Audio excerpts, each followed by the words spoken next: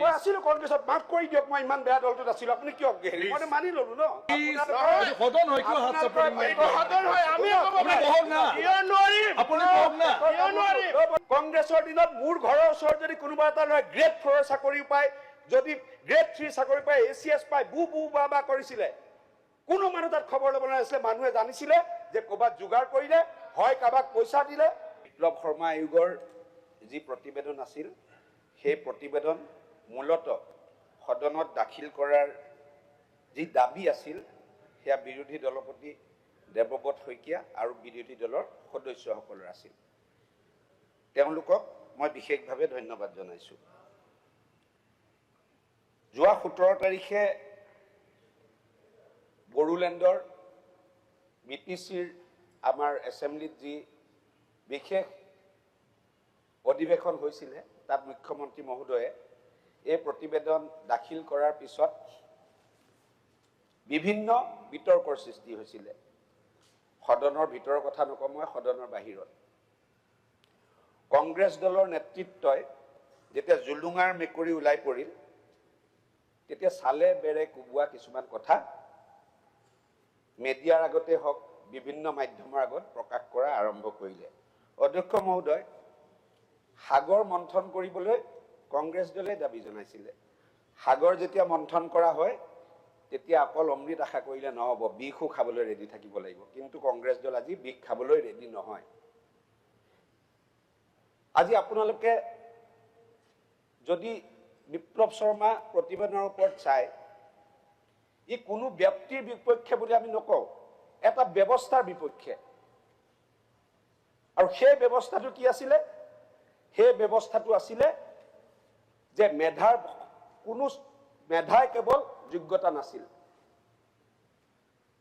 যোগ্যতা আছিলে পইচা যোগ্যতা আছিলে সিফাৰিশ যোগ্যতা আছিলে কোনোবা ডাঙৰ মানুহৰ সম্পৰ্কীয় হ'ব লাগিব আৰু এই ব্যৱস্থাটো সৃষ্টি কৰিছিলে কোনে এই ব্যৱস্থাটো সৃষ্টি কৰিছিলে সেই সময় মুখ্যমন্ত্ৰী তৰুণ গগৈ ডাঙৰীয়া আপোনালোকে তাৰ পৰা আঁতৰি গলে নহব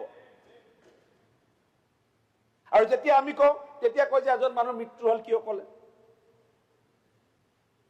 আমাৰ মৃত্যু হোৱা বহুত হিৰো আছে আজি লাচিত বৰফুকনৰ গুণগাথা আমি নাগাওঁ নেকি মৃত্যু হল বুলি বাদ দিছো নেকি ঔৰংজেবৰ অত্যাচাৰৰ কথা আমি নাপাতো নেকি মৃত্যু হল বুলি আমি বাদ দিছো নেকি কাৰণ সেই সময়ত তৰুণ গগৈ ডাঙৰীয়াই দায়িত্বত আছিল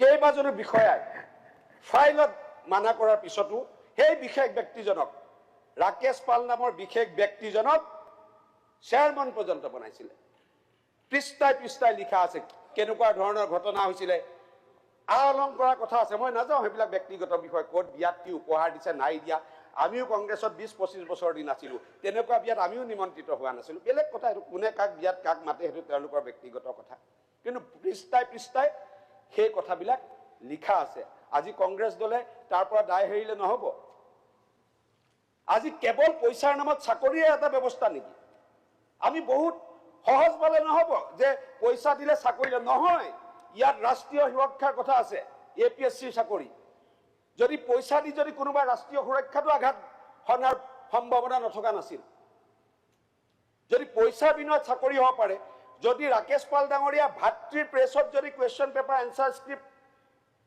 ছপাব পাৰে তেতিয়া হলে কোনোবাইটো ৰাষ্ট্ৰীয় সুৰক্ষাত সুৰঙাও ফুটা উলিয়াব পাৰে কি হেতু আলোচনা কৰা উচিত নহয় নেকি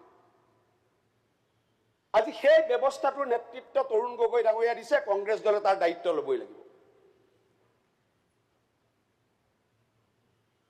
আজি আপোনালোকে চাওক সেই ব্যৱস্থাটোৱে কেৱল পইচাত চাকৰি দিয়া নহয় এটা প্ৰজন্মৰ আশা ভৰসা শেষ কৰি দিছিলে এটা প্ৰজন্মৰ আশা ভৰসা শেষ কৰি দিছিলে কোনো মেধা সম্পন্ন যুৱক যুৱতীয়ে চাকৰি পোৱাৰ আশাই নাইকিয়া হৈ গৈছিলে এটা প্ৰজন্মক ধ্বংস কৰি দিছিলে আজি আপোনালোকে কবলৈ বেয়া সদনত আজি ডক্টৰ মৃগেন শইকীয়া এজন চৰকাৰী বিষয়া আৰু এনেকুৱা নহয় যে commissioner principal secretary additional chief secretary আছে যে সপ্তাহে সপ্তাহে মুখ্যমন্ত্ৰীক লগ কৰিব ব্ৰিফিং দিব ভেটেনাৰী ডিপাৰ্টমেণ্টৰ এজন সাধাৰণ বিষয়া সপ্তাহে সপ্তাহে মুখ্যমন্ত্ৰীক লগ কৰি ব্ৰিফিং দিছিলে, চব পৃষ্ঠাই পৃষ্ঠাই সময়। ইমান পৰ্যন্ত কৈছিলে যে অসমীয়া ছোৱালীৰ সতীত্ব হৰণ কৰা হৈছিলে ৰাকেশ পালৰ দিনত চাকৰি বিনিময়। তাতকে বেয়া কথা আছে নেকি আপোনালোকে কওকচোন? দায় সাৰিব পাৰিব নেকি কংগ্ৰেছ দলে? আজি তেওঁলোকৰ স্থিতি চাওক আৰু আমাৰ ভাৰতীয় জনতা পাৰ্টীৰ স্থিতি চাওক। এই প্ৰতিবেদন হোৱাৰ পিছত ইয়াত আমাৰ বিজেপি মানুহৰো নাম আছে, মই নাই বুলি কোৱা নাই, কোনোৱে দায় হৰা নাই। কিন্তু আমাৰ দলৰ সভাপতি, মই নাম নকয় সদনৰ সদস্য নহয় কাৰণে, আমাৰ দলৰ সভাপতিয়ে 24 ঘণ্টাৰ ভিতৰত প্ৰেছ মিট কৰি কৈছিলে যে আমাৰ দলৰ শীৰ্ষ নেতা এজনো যদি ইয়াত জড়িত থাকে আমি অব্যাহতি দিম, দলৰ পৰা আঁতৰাই দিম।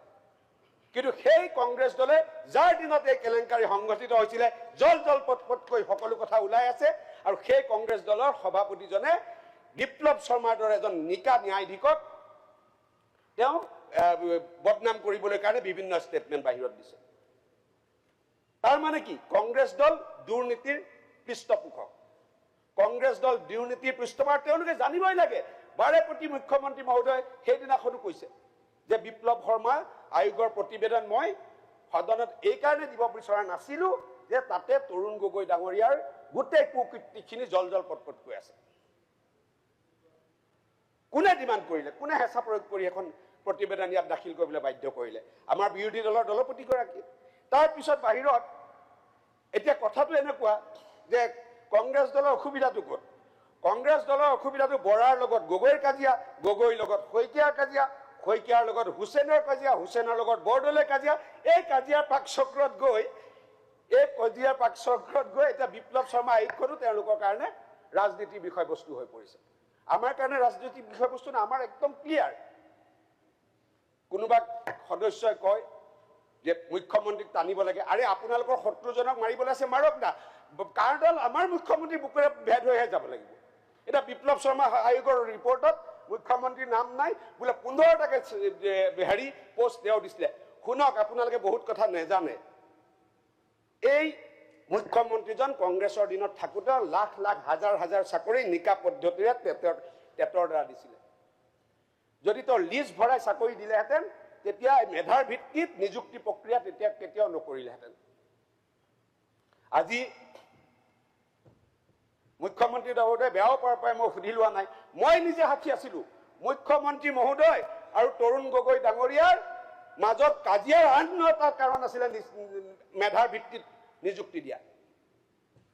যেতিয়া সৰ্বশিক্ষাৰ অধীনত মুখ্যমন্ত্ৰীয়ে দিল্লীত গৈ লিডাৰশ্বিপক লগ কৰিছিলে, সেই সময়ত কপিল চিব্বল ডাঙৰীয়া কেন্দ্ৰীয় মন্ত্ৰী আছিলে, মই আছিলো।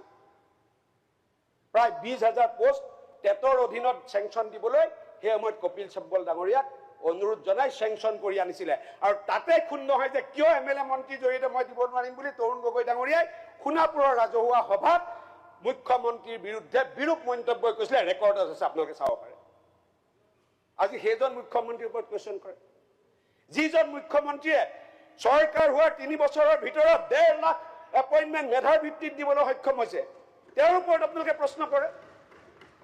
আজি কংগ্ৰেছৰ দিনত মোৰ ঘৰৰ ওচৰত যদি কোনোবা এটা ল'ৰাই গ্ৰেড 4 চাকৰি পায়, যদি গ্ৰেড 3 চাকৰি পায়, ACS পায়, বু বা কৰিছিলে, কোনো মানুহ তাত খবৰ ল'ব নাছিলে। মানুহে জানিছিলে যে ক'ৰবাত যোগাৰ কৰিলে, হয় কাৰোবাক পইচা দিলে, হয় কাৰোবাক আছিলো।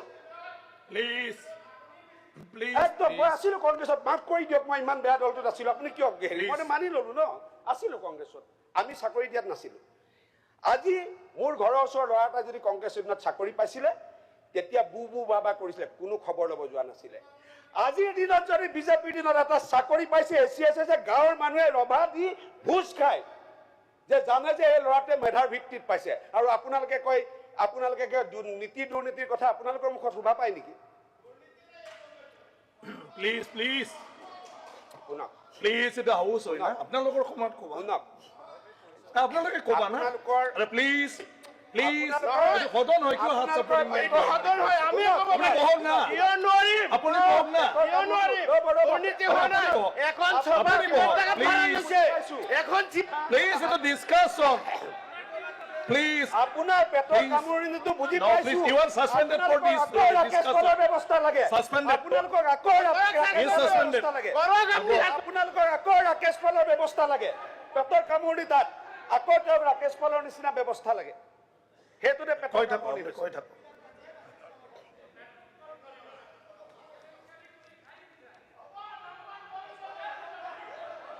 প্লিজ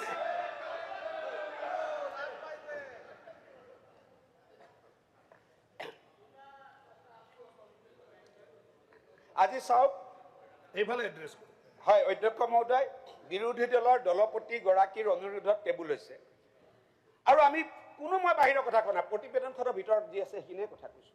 কিন্তু চাওক, আকৌ ৰাকেশ পালৰ ব্যৱস্থাৰ দাবীত পেটৰ কামোৰণি কংগ্ৰেছৰ বিধায়কৰ হৈ যায় আৰু তেওঁলোকে অসমত শাসন কৰিব বিচাৰে। অসমৰ গোটেই জনজীৱনৰ ব্যৱস্থাটো বিধ্বস্ত কৰি পেলাইছিলে চাকৰিৰ জৰিয়তে, গোটেই ব্যৱস্থা তেওঁলোকে শেষ কৰি পেলাইছিলে।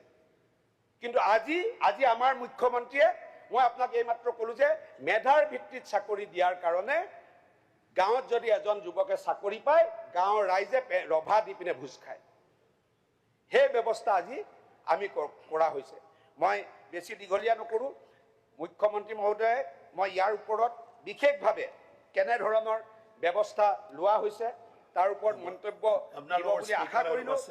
আৰু মই শেষত এটাই কথা কলো যে এইখন ডক্টৰ হিমন্ত বিশ্ব শৰ্মা ডাঙৰীয়াৰ চৰকাৰ, ইয়াত কোনো ছেকেণ্ড ডিভিজনে ফাৰ্ষ্ট ডিভিজনক অতিক্ৰম কৰি চাকৰি পোৱাৰ ব্যৱস্থা নাই। যি কোনোবা আন্দোলনকাৰী নেতাই হওক, সি কোনোবা মন্ত্ৰীয়ে হওক, সি কোনোবা বিধায়কে হওক বা ডাঙৰ মানুহে হওক। ধন্যবাদ। থেংক ইউ শ্ৰী মনোৰঞ্জন তালুকদাৰ।